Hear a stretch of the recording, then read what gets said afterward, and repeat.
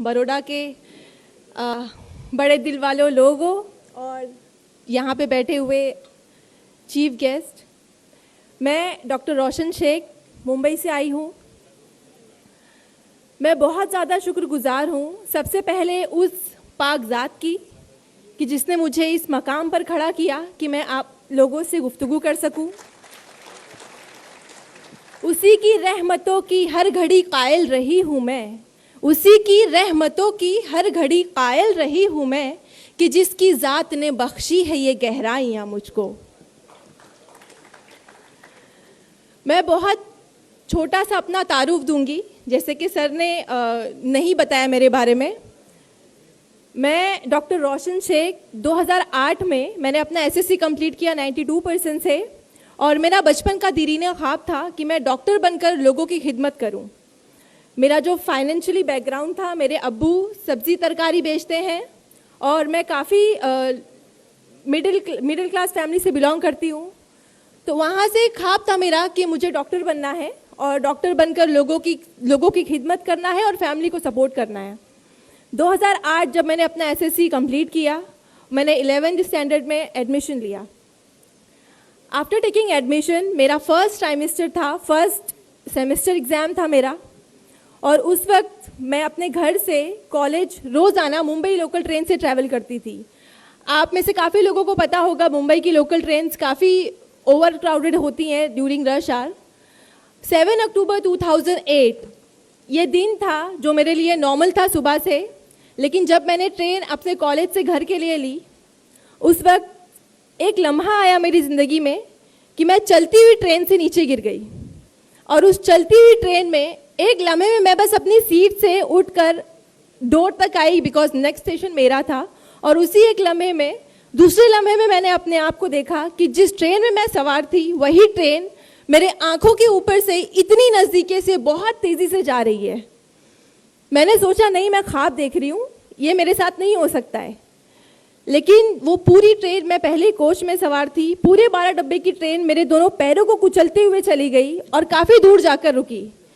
और मुझे एहसास हुआ कि नहीं, मेरे दोनों पैर कट चुके हैं और वो दोनों पैर उस ट्रेन की चलते हुए टायर्स में कुचले गए।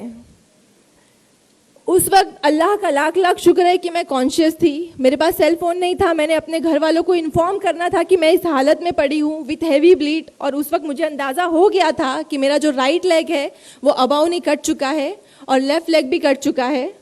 तो उस वक्त मैं तकरीबन आधे घंटे रेलवे ट्रैक पर पड़ी रही ब्लीडिंग के साथ में। किसी ने मेरी हेल्प नहीं की क्योंकि लोगों को पुलिस का डर था। आधे घंटे बाद मुझे रेलवे हेल्प मिलती है, मुझे गवर्नमेंट हॉस्पिटल लेकर जाया जाता है, और जिस गवर्नमेंट हॉस्पिटल में मुझे एडमिट किया जाता है वहाँ भी अल्लाह की एक मसलियत होती है कि वहाँ पे ऑपरेशन स्ट्राइक होता है और मुझे ट्रीटमेंट नहीं मिलता। सुबह एक्सीडेंट होता है मेरा और शाम तक मैं उसी हालत में पड़ी रहती हूँ विथ सुपरफिशियल ड्रेसिंग बस। और फिर शाम में जब मेरे घर वाले मुझे प्राइवेट हॉस्पिटल शिफ्ट करते हैं, वहाँ मुझे इलाज मिलता है। और वहाँ मुझे एक बहुत अल्लाह के नेक बंदे मिलते हैं, डॉक्टर संजय कंथारिया। उन्होंने मेरा इलाज किया और मैं तकरीबन 2 महीने एडमिट रही। उस 2 महीने में आप सोचिए 16 साल की बच्ची जिसका एक लम्हे में दोनों पैर छिन गए हों, उसके जहन पर क्या बीत रही होगी। और जो लोग इयादत को आते थे वो हमदर्दी के लपेटे में कुछ ऐसे अल्फाज बोलते थे मुझे जो मेरे दिल को छलनी कर देते थे कि मुस्लिम समाज से ताल्लुक़ रखती है, 16 साल की बच्ची है, 2 पैर कट गए हैं, सारी ज़िंदगी माँ बाप के ऊपर बोझ बनकर रहेगी। ये जो अल्फाज थे मेरे जहन पे आज भी गूंजते हैं कि मैं सारी ज़िंदगी माँ बाप के ऊपर बोझ बन के रहूँगी, मेरा कुछ नहीं हो सकता, मुझे दूसरी ज़िंदगी क्यों अता की अल्लाह ने। वो जो 2 महीने थे मेरे दर्द में, दर्द की शिद्दत से पूरा हॉस्पिटल गूंजता था, लेकिन मैं बहुत शिकवा गुजार थी अल्लाह से कि अल्लाह ने मुझे वो दूसरी ज़िंदगी क्यों अता की। उस ट्रेन एक्सीडेंट में मैं कोमे में जा सकती थी, मैं अपनी ज़िंदगी हार सकती थी, लेकिन जो दूसरी ज़िंदगी अता की, मेरी जो यहाँ पे अम्मी बैठी हुई हैं, मेरी फैमिली ने मुझे काफ़ी सपोर्ट किया, डॉक्टर ने सपोर्ट किया, मेरे स्कूल और असातिज़ा ने। इन तमाम लोगों ने मुझे मोटिवेट किया। मेरी अम्मी के चंद अल्फाज हैं जो मैं आप सब लोगों को कहना चाहूँगी। उन्होंने बस एक बात कही, आप सोचिए, एक माँ है, उसकी 16 साल की बच्ची के 2 पैर छिन गए, लेकिन वो अल्लाह से शिकवा नहीं कर रही है, वो अपनी बच्ची के सामने रो नहीं रही है, वो टसवे नहीं बहा रही है, वो बस चंद अल्फाज अपनी बच्ची को बोल रही है कि बेटा अल्लाह की ज़ात पर यकीन रखो, अल्लाह ने ज़रूर तुम्हारे लिए कुछ अच्छा रखा होगा। जो हम इंसान हैं, अशरफुल मखलूकात भले ही हैं, लेकिन हम फ्यूचर नहीं देख सकते। अल्लाह ने फ्यूचर में ज़रूर कुछ बड़ा रखा है मेरी बच्ची, बस अल्लाह पर यकीन और भरोसा रखो और अपनी मेहनत जारी रखो। अल्लाह ने आपको डिसेबल किया है, लेकिन इतना नहीं किया कि आप मेंटली डिसेबल नहीं हुई हो। आपके पास दिमाग है, जहन है, आप उसको यूज़ करो, इंशाअल्लाह आप बहुत कामयाबी पाओगी। बस ये अल्फाज थे मेरी अम्मी के, जिन्हें मैंने दुपट्टे में बांधा और बस मेहनत पे लग गई। और मेरे जो डॉक्टर हैं उन्होंने मुझे नई उम्मीद दिलाई, बेटा तेरे 2 पैर गए, लेकिन इंशाल्लाह एक दिन तू इस तरह चलेगी कि लोग तुझे देख के ताजुब करेंगे कि तेरे 2 पैर नहीं गए हैं, तू एकदम नॉर्मल है। और अल्हम्दुलिल्लाह से मैंने वो सफ़र शुरू किया अपनी कोशिश का, अल्लाह की ज़ात पर यकीन का, और अल्हम्दुलिल्लाह मैंने 11th क्लास क्लियर किया व्हील चेयर पे, 1275 से क्लियर किया, और CET एग्ज़ाम अपना क्लियर किया, 3rd rank all over Maharashtra in PH category. वो दिन बहुत ही खुशियों का दिन था मेरे लिए, क्योंकि मेरा दीरीना ख्वाब पूरे होना जा रहा था।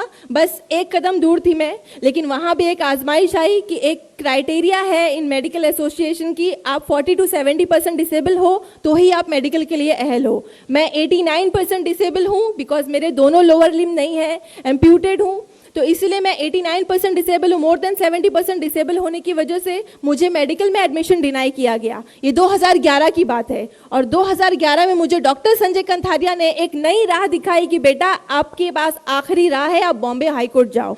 उस वक्त बहुत ताज्जुब हुआ मुझे कि एक नॉर्मल इंसान को मेडिकल में एडमिशन या किसी चीज़ में एडमिशन के लिए एक अच्छा रैंक लाना होता है। मैंने वो लाया, लेकिन बॉम्बे हाई कोर्ट जाकर एडमिशन के लिए डिमांड करना ये नई चीज़ थी मेरे लिए। लेकिन मैंने अल्लाह पे भरोसा रखा कि अगर मेरी किस्मत में डॉक्टर बनना रहा तो ज़रूर, क्या पता इसी तरीके से मिले। और मैं बॉम्बे हाई कोर्ट गई 2011 में, मैंने अपना केस दायर किया, और अल्हम्दुलिल्लाह अल्लाह का लाख लाख शुक्र है कि मैं वहाँ पे गिव अप करके नहीं बैठी, बिकॉज बहुत सारे स्टूडेंट मुझसे जो पहले थे वो गिव अप कर गए थे, उन्होंने दूसरी लाइन चूज कर ली। लेकिन मैं बॉम्बे हाई कोर्ट गई और अल्लाह ने उस शख्स के दिल में रहम डाला, चीफ जस्टिस मोहित शाह सर ने मेरे फेवर में अपना जजमेंट दिया।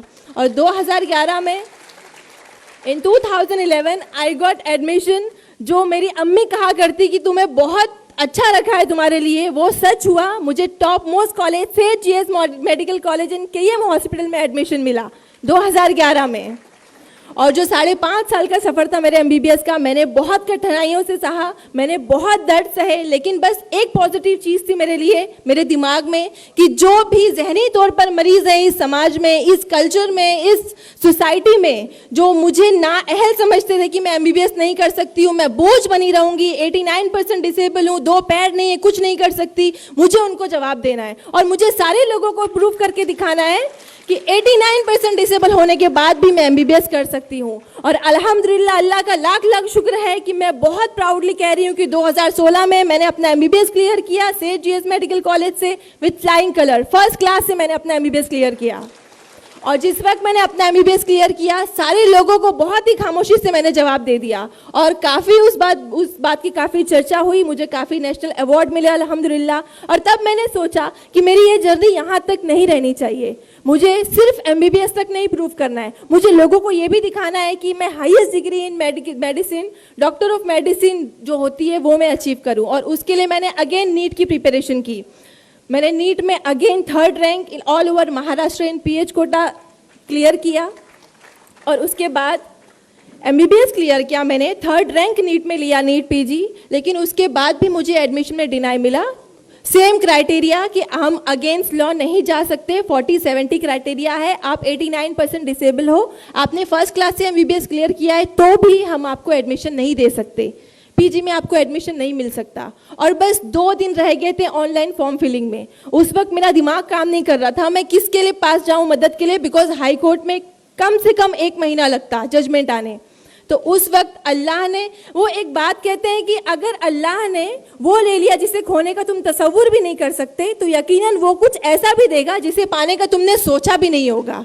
तो बस एक गैबी मदद आई मेरे पास जो मैंने कभी सोचा भी नहीं था। मेंबर ऑफ पार्लियामेंट किरीत सुमैया मेरी हेल्प के लिए आए, बेटा मैं 2 दिन में तेरे लिए फैसला करके लाऊंगा। वो फौरन दिल्ली, मुंबई से उन्होंने फ्लाइट ली, Delhi central health minister JP Nadda sir के पास आए, उन्होंने मोदी सर से भी बात की, मेरे अपील को लेकर बात की, और आप यकीन नहीं मानेंगे कि ये इंडियन लॉ का हिस्टोरिक डिसीजन हुआ उस दिन। 20 साल पुराना कानून जस्ट 2 दिन में चेंज हुआ मेरी अपील की बिना पर।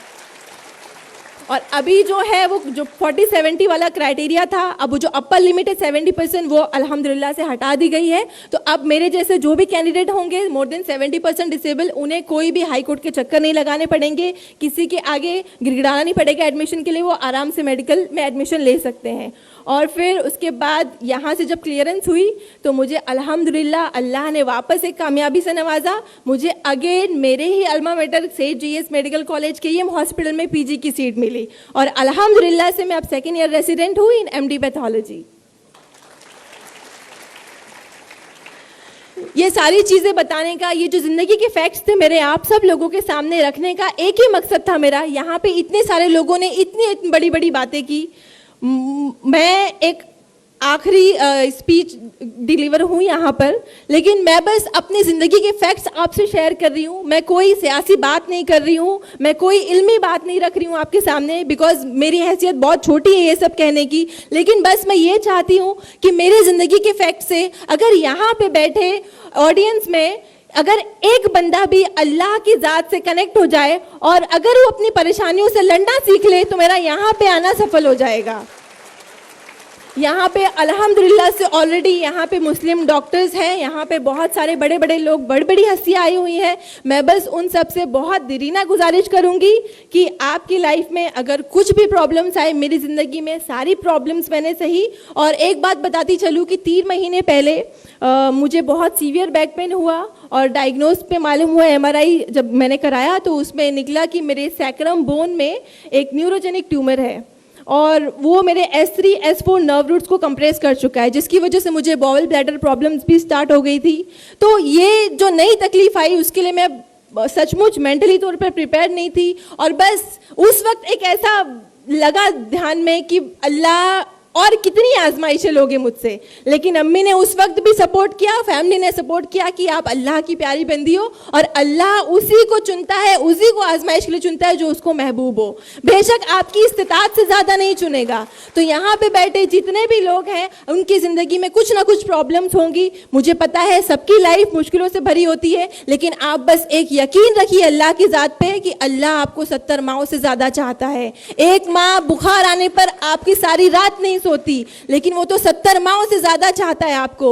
इतनी परेशानियों में, इतने दर्द में कैसे छोड़ेगा। मैंने दिन रात रो रो कर गुजारे, लेकिन अल्लाह पर यकीन नहीं डगमगाया। मेरी माँ की उस अल्फाज ने कि अल्लाह पर भरोसा रखो, बेशक आगे बहुत कुछ अच्छा है आपके लिए। और अल्हम्दुलिल्लाह से वो ट्यूमर मेरा रिमूव हुआ, मेरी सर्जरी हुई, मैं 2 महीने बेड रिडन थी, लास्ट मंथ मैंने ज्वाइन किया। अल्हम्दुलिल्लाह से अगेन मैं आपके सामने एज ए डॉक्टर होके मुखातिब हो रही हूँ। अल्लाह की बहुत बड़ी कामयाबी है और बहुत बड़ा एहसान है मेरे ऊपर कि अल्लाह ने मुझे इतनी सारी आजमाइशों के लिए चुना।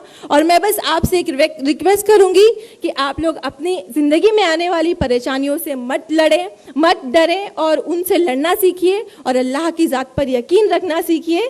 क्योंकि अगर 16 साल की उम्र में 10 साल पहले मैंने गिव अप कर दिया होता कि मेरे 2 पैर नहीं हैं, मैं करवट नहीं ले पा रही हूँ, तो मैं आज यहाँ पे नहीं होती। मैंने गिव अप नहीं किया, अल्लाह की ज़ात पर यकीन रखा जिसकी बिना पे मैं यहाँ पे हूँ। और बस एक अशार मैं बोलना चाहूँगी हमारे मुस्लिम लोगों के लिए, और यहाँ पर बैठे तमाम लोग जो नौजवान आए हैं उन सब के लिए। दस्ते मेहनत से बना तू भी कोई नक्श अजीम। यहाँ पर जितने लोग बड़ी बड़ी हस्तियाँ आई हैं, आपसे मुखातिब हुई हैं, आप सब लोगों को एक ख्वाहिश हो रही होगी कि काश हम भी ऐसे होते, काश हमारे फैमिली में भी कोई ऐसा मेंबर होता।